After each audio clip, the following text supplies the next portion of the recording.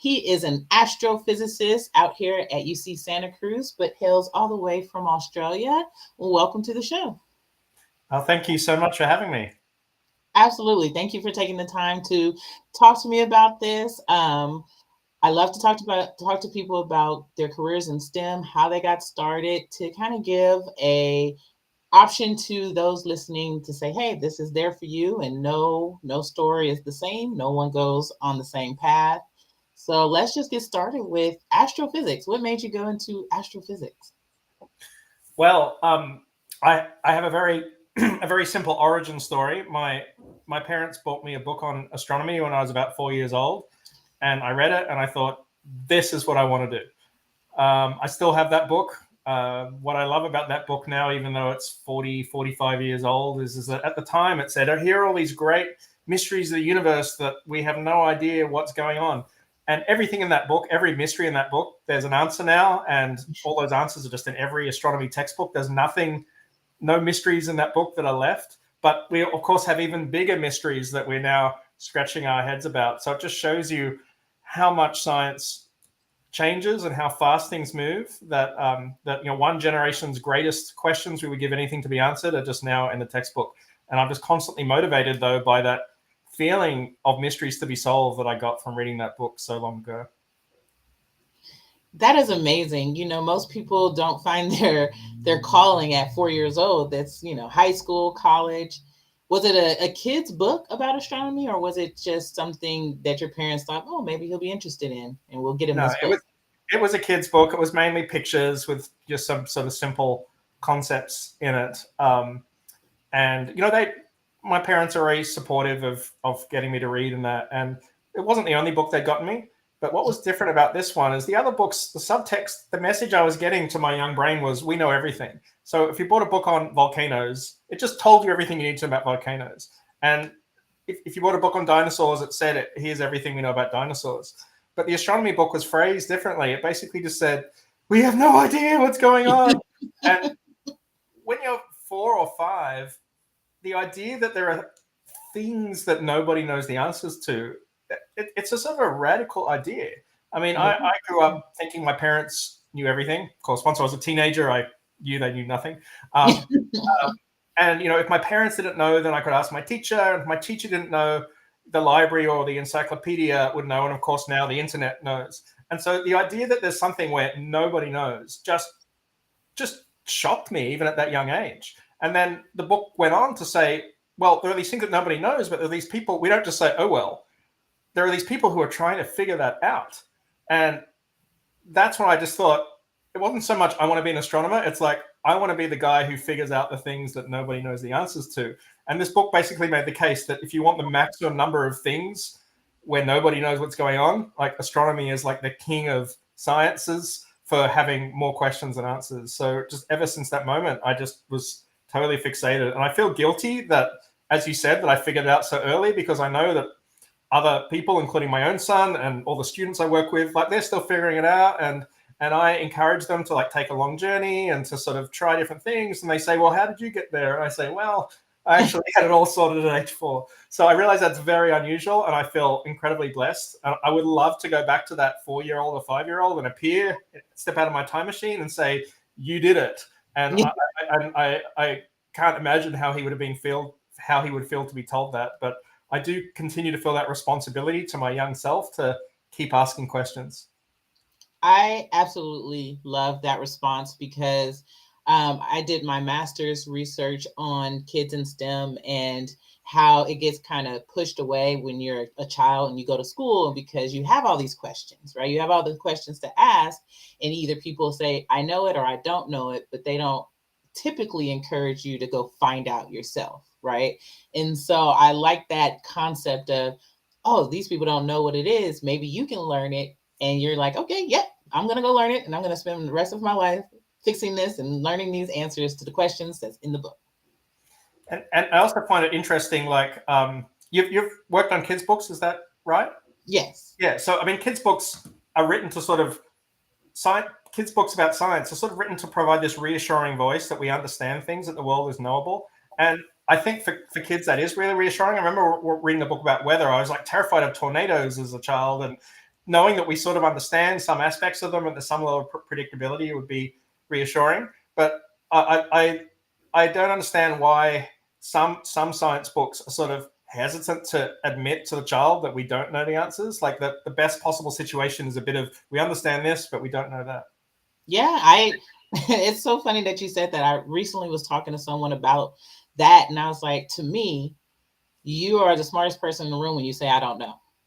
Because you admit, hey, I don't know. I don't know everything. People like to put other scientists and people on platforms like they know all about every little thing. And it's not true. You know a lot about your discipline. I admire Dr. Neil deGrasse Tyson and his work, but I've seen people ask him stuff on like women's reproduction or, like food and climate. I'm like, he may have an understanding, but that's not what he went to school for. You need to find a scientist on that level to ask. It's quite liberating to say I don't know, because it I mean, what I normally say is I don't know, but I will find out, and Mhm. I will find out what the answer might be, and I will get back to you. So it's sort of like giving me homework and sending me a little mini research project. I love it. I know that's the thing about it is I don't know, but let's find out. I have a 3-year-old, and he's starting the why moments. And I'm like, The questions, yeah. yeah, and I'm like, I don't know. Let's figure it out. I can I tell don't you a know. story about that. Of my own sort of warning is that when my son was about 9, he just got really into questions about space, and he kept asking me all these questions about space, and I just didn't know the answers. And he's like, "Well, you're an astronomer. Like, surely you would know the answers." But the questions you were asking weren't the sort of questions that astronomers ever think about. And so I said, I'm going to write a book for him, and I'm going to answer all the questions that he asked me. And so I wrote a book, a popular science book called Extreme Cosmos, and it took me about 2 years to finish. And I dedicated to him, and I handed him the book. And by this point, he was like a sassy tween. He's like, I said, "Here are all the answers," and he said, "Oh, I don't care about that anymore." Oh yes, I get that. That's so. Yeah, I was asked to write this children's books for this nonprofit organization like 2 years ago, but it was a nonprofit, so none of them could be sold. And a lot of people on social media were like, "Well, how do I buy this book?" And I said, "You can't." So then it made me want to write a book that you can buy, you can have, and so I started with 4, and it's based off of the Magic School Bus type of way where they can transform and go in and learn. But it's based off my son. His name is Carter, so Carter can be an astrophysicist, a marine biologist, a seismologist, and an animal biologist. And one of my fears is in a few years, I'm gonna be like, "Here's some books I wrote based off of you for you," and he's gonna be like, okay, thank you. I don't want this. But They're that's their okay. own people. I I probably did know, the I know. But that's okay. I enjoyed the process of it. But anyway, yeah, I actually have your website pulled up, which is your name, BryanGaensler.net. Seeing this book, Extreme Cosmos, that's so interesting. So is it written for the teenage era, like teenage mind, I should say?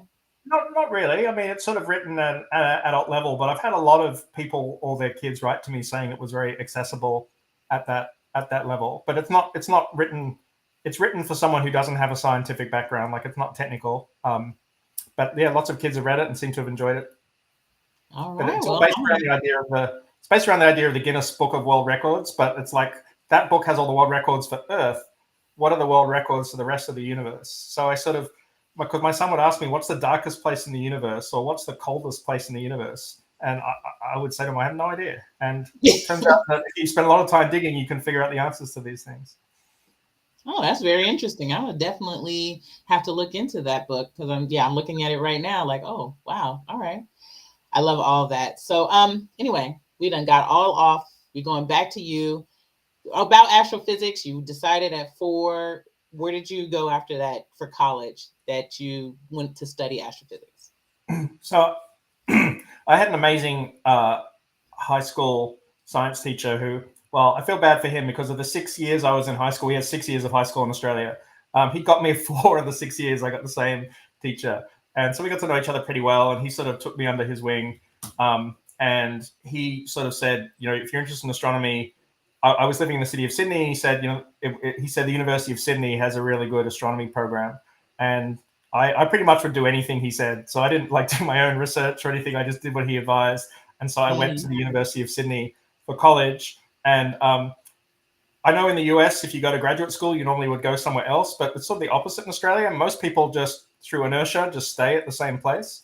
And so I stayed at the University of Sydney and did my PhD there as well. So I was there for about 8 years.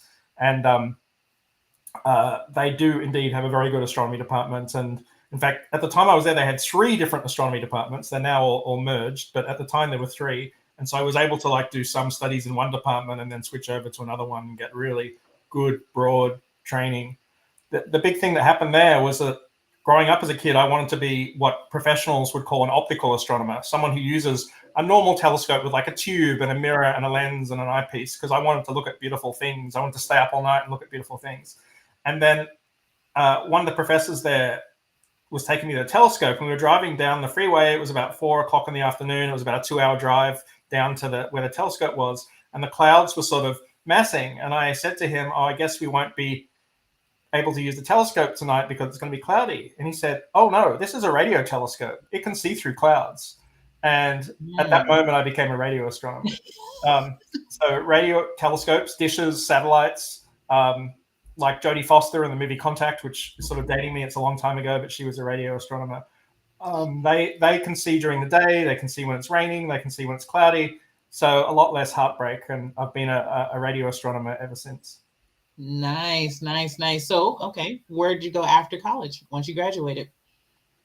So Australia is a small place, and there weren't a lot of jobs in Australia at the time. There are more now, but there weren't a lot at the time. So most people who want to stay in astronomy go abroad. So I applied for a NASA position. NASA have this program called the Hubble Fellowship, where it's very competitive, but they give you 3 years of funding, and you can take it anywhere in the USA you want. So it's really nice. You get to look at a map and say, "I want to go there." So I wanted to go to MIT. So I did, to my sort of shock, get a NASA fellowship, and I took it to MIT, and I was there for 3 years as a postdoc, which is this time you're now graduated, you're an actual astronomer, and you have a job, but you're still learning, and you sort of associate yourself with a professor, a bit like being, medical doctors who have their degrees but are still sort of doing rotations and that sort of stuff. So I was at MIT for 3 years, saw snow for the first time, which was a bit of a shock. And then I got another 1-year postdoc at the Smithsonian, which is also the Smithsonian's. When people hear Smithsonian, they think Washington, D.C., but its biggest unit is actually its observatory, which is in Boston. So I was another year in Boston at the Smithsonian, and then to my complete shock, was offered a professorship at Harvard. Wow. So I took that. So that was pretty amazing, like getting to be at MIT and the Smithsonian at Harvard with just these people who were just legends to me, people whose names are on textbooks, and I was like getting to talk to them. There was one time this guy sat down at Harvard next to me for lunch, and I introduced myself, and he said, "Oh, my name's Bob Wilson." And I said, "Oh, yeah, that must be confusing because that's that guy, Bob Wilson, who won the Nobel Prize for discovering the beginning of the universe." And he's like, yeah, that's me. It was like that a lot at Harvard. So I was at Harvard for 4 years. Did you want me to keep going through the? Yeah, go ahead. I'm loving this story. I'm all in. So I think it was a really great place, a really special, amazing place.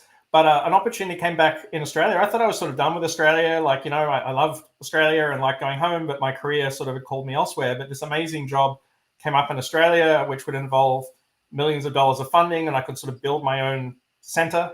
And so without really planning this, I ended up back in Australia in after 4 years at Harvard, and I was back in Australia for about 10 years. And then another great opportunity came up in Toronto in Canada, and so we moved the family to Canada, back to the snow for about 10 years, and then just a few months ago moved to California and to Santa Cruz. So I haven't had any sort of master plan or clever strategy, just interesting things come up. And one of my mentors once told me is that when the bus pulls up at the bus stop and the doors open, like if the destination sounds interesting, get on the bus. He said you can always get off at the next stop if you realize it's wrong. So I've taken that to heart, and that means that I've had this incredibly fantastic and privileged opportunity to live in different countries, and to work at amazing places. Yeah, that is awesome, because I think a lot of times people from the United States don't think about getting on that bus to go to a different country. It's kind of like, stay here, do this. This is wonderful. And, I've been to Australia. I didn't live there, but I've been to Australia for a couple of weeks and it was amazing. And I tried to go to Australia, but Australia has a strict rule that they're going to hire their own before they hire someone from the outside. And I was this close to getting a job there, but then I guess they found someone. But I was ready to go. I was ready to be like, oh, yep, let's go to Australia.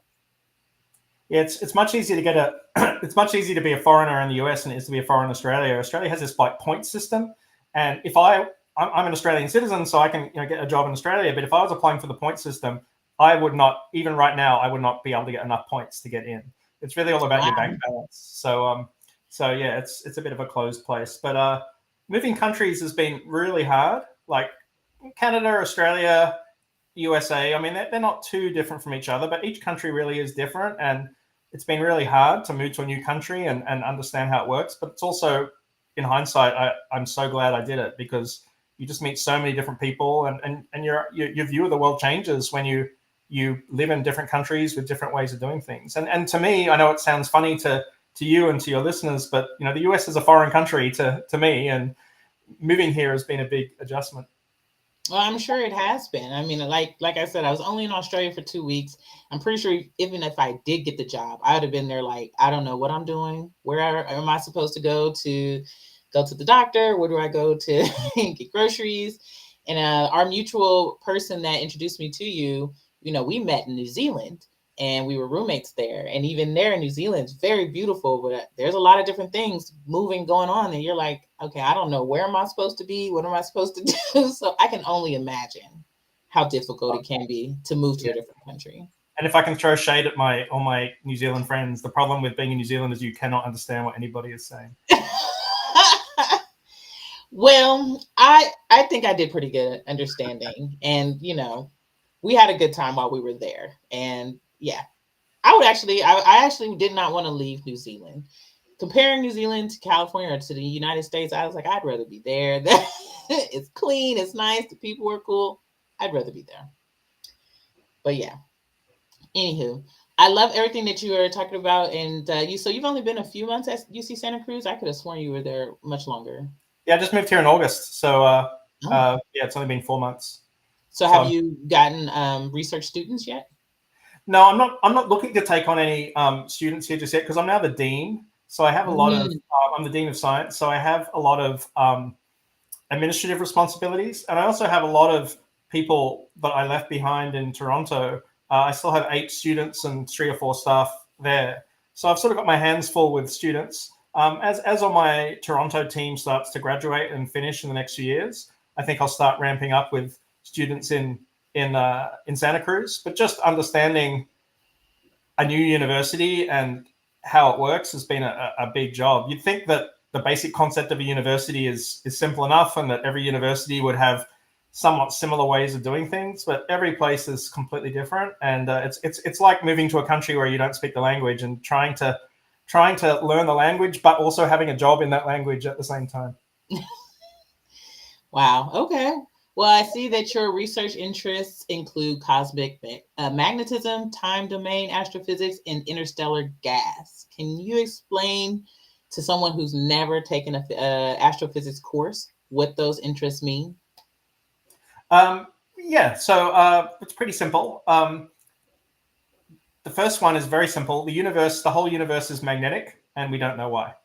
And I would like to know why the universe is magnetic. It turns out that if you pick up a magnet and say, why is this object magnetic? How did we make it magnetic? It turns out that the simplest way to make a magnet is using another magnet. You can take a nail and you can stroke it with a magnet, and the nail will become magnetic. So then you say, all right, well, where did that magnet get its magnetism from? And where did that magnet get its magnetism from? And then you eventually go back to the Earth is magnetic. And then you say, well, where did the Earth get its magnetic field from? And you keep going back and back, and you eventually get to this sort of primordial question about where did the first magnetic field in the universe come from? And we just don't know. So I would like to figure that out. It turns out to be pretty important for life on Earth. If it wasn't for magnetism, we would not exist, because the Earth's magnetic field, which is creating such spectacular auroras over the last week or two, it protects us from a lot of nasty stuff. Mm-hmm. Planets without magnetic fields, it's very hard to see how life could survive. So understanding how common it is. I mean, a lot of astronomy these days is about, are we alone? How many planets out there have life on them? Part of that story isn't just about planets to the right temperature or the right gravity, but that planet also has to have magnetism. And so until we understand the circumstances that produce magnetism, we're not really in a position to say how common life is in the universe. Hmm. Okay, yeah, that's so interesting because one of my kids' books is like an ABC of astrophysics, and it's the habitable zone, which is the zone where life can live. And it's like, well, you think about the running water, the oxygen, or if there's sulfur-based creatures, maybe whatever. But you need to have water and you need to have carbon. But I don't think that we really consider the magnetism aspect of it. Yeah, and that makes me sort of these sorts of things like there's so many things you have to have, and that Mm-hmm. sort of makes me sort of pessimistic as to just how much life there is. But the universe is a big place. But magnetism is certainly a key part, and it's not one that most people think about. If you want to really annoy a professional astronomer, listen to their beautiful presentation and let them dazzle you with all their calculations. And at the end, put your hand up and say, "Have you considered the effect of magnetism?" And normally the answer is no, because it's really hard. Because you can't see magnetism. You can point the Hubble Space Telescope at anything and perhaps see it, but if it's magnetic, you can't see the magnetism. So I sort of liken studying magnetic fields as sort of doing a crossword puzzle without any clues. We study magnetism throughout the universe, but because you can't see it, you've really got to think about ways in which it affects other objects and do it all indirectly. Wow. Okay. All right. Well, what about time domain? What is time domain astrophysics? Yeah, so that's another fancy pants word that just means something very simple. When you go up at night and you look at the stars, they still look the same as the night before. Like our constellations have like Roman and Greek names, and that's because they're the same constellations that the Romans and Greeks saw. So it's tempting to say the sky doesn't change, but if you look more carefully, the sky does change, and it changes both slowly. The constellations are slowly shifting in their shapes over thousands or millions of years. But there are also these very fast changes. There are these flashes and burps and belches that happen in the sky. Some of them on time scales of like a nanosecond, others on the time scale of an hour or a month. There's constant, if you could see the sky with super telescope eyes, you'd see all these different things flashing and disappearing and flaring and vanishing all the time. And some of these are well-known things, like a star giving off a flare. Mm-hmm. But others are mysterious types of explosions or events, like black holes forming or black holes dying, that we really don't understand at all. So the first challenge is to somehow monitor the whole sky all the time, to build like a fisheye lens that can catch these things. Because if you're looking to the left and one goes off to the right and you go, what was that? By the time you turn over your shoulder, it's gone. So Mm-hmm. you really need to look at the sky all the time, which creates enormous challenges in terms of technology and data. And then once you solve that and you can actually catch these things in the action, you then have to figure out what's going on. And they tend to sometimes be some of the most energetic and violent things in the universe, like stars colliding or black holes exploding and all that sort of stuff. So it's really testing these ridiculous, extreme types of events that you could never test in a laboratory. Wow. Yeah. I think I saw a post on Instagram. I don't know how real it was though, but it was the sounds of the universe, right? And it was some good comments in there. It's like, well, if there's no space in space, there's no sound because it's a vacuum. Or is it sound because there's things happening like an explosion or a flare? I Yeah, don't so I know. wrote a whole chapter about this in the book I mentioned, Extreme Cosmos, about sounds in the universe. And the third thing I think on my webpage, I study like interstellar gas. So Mm-hmm. the universe is a better vacuum than any vacuum we can make on Earth. It's very rarefied gas, but it's still not completely empty. So there is gas in space, and you can have sound waves in that gas. So there are sounds in space. Space is quite noisy. But the amazing thing is if you work out what those sounds are. So firstly, they're really loud. Like a lot of them are over 100 decibels, sort of Oh jackhammer wow. level sounds. But Yeah. they are notes that are something like 35 octaves below middle C, like hundreds of keys off the left end of the keyboard. So the notes Yeah. in space are very, very deep notes. The note are so deep that you would have to listen for about 1,000,000 years just to be able to hear one full cycle of the note. So they're not notes that our human ears could hear, but they are genuine notes. You can calculate them. You can point at that black hole and say that black hole is is producing a B flat, and that object is producing like an E, you can do that. But the notes are very, very deep, and we could never actually hear them. But but if you say, well, music or sound is simply a sound wave, a vibration of gas, then that is exactly what we are seeing. Wow. So there is sound. We may not be able to hear it, or it'll take a very long time for us to hear it, but there is sound happening in the universe. There's absolutely sound in space, but to the human ear, it would be completely quiet. Interesting. So everybody's right. Yeah. Okay. Well, learn something new every day. So I know that we only had a short amount of time, so I don't want to hold you up from whatever you have next, but I do want to say thank you very much for giving me this time to learn all about you, or at least a tidbit about you, not all about you, and the work that you do. Thank you so much. It's been great to chat. Yes, absolutely. And I'll give you back your Wednesday. I appreciate everything. Okay, All right. thank you. I did want to say, if you have any last thing or anything you wanted to say to the audience, or a nice little goodbye, you are very welcome. Well, I guess what I'd say, like comparing my own journey to others, I would say that if you have a dream as a young child, don't, think about, take it seriously and think about whether that's what you want to do with your life. I think there should be sort of a human right that if there's something you're excited about, then you should be allowed to do it, especially in a rich and privileged country like the United States. But if you don't have that revelation, you don't know what you want to do, that's okay too. Like, just enjoy the journey. So uh, I think that the biggest reward that I've had is just doing new things and being exposed to new ideas. And I just hope that everyone can find a path where they get to think about new things. Wow. I love it. Okay. All right. Thank you again, and have a good rest of your afternoon. Thanks so much.